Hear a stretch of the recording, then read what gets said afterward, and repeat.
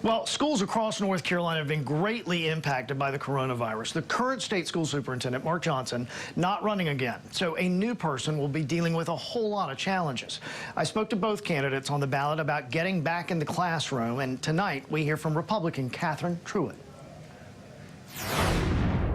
Let's talk about the state of North Carolina schools in the midst of coronavirus. You've got parents we've seen protesting who want their children back in class. We've seen some parents who say absolutely not, I don't want my kids back in class. You've got some teachers who say they're ready to go back, and some teachers who say absolutely not, I'm not going back.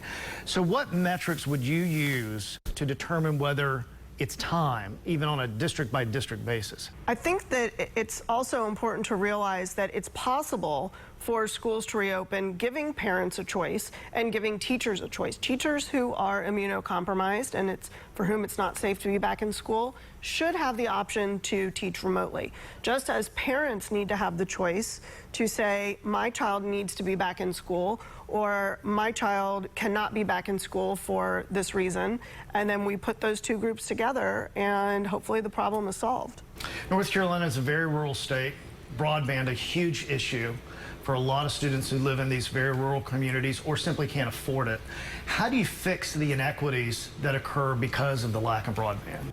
Actually, this is a case where the state and state leaders need to be working with the federal government, because they own the spectrum that we need to have robust Wi-Fi across our state. And so this is a challenge that will be solved at both the state and the federal level. I want to talk about school funding. Every year we hear there's just not enough, and you know, in many instances, it's the truth. It's not enough. But how do you address that issue and achievement at the same time? How do you balance those two? No matter which political party has been in charge, and no matter how much money we've appropriated or not appropriated, we haven't moved the needle on achievement for students. So we have to stop doing the same thing over and over again, do some root cause analysis, and figure out why this is.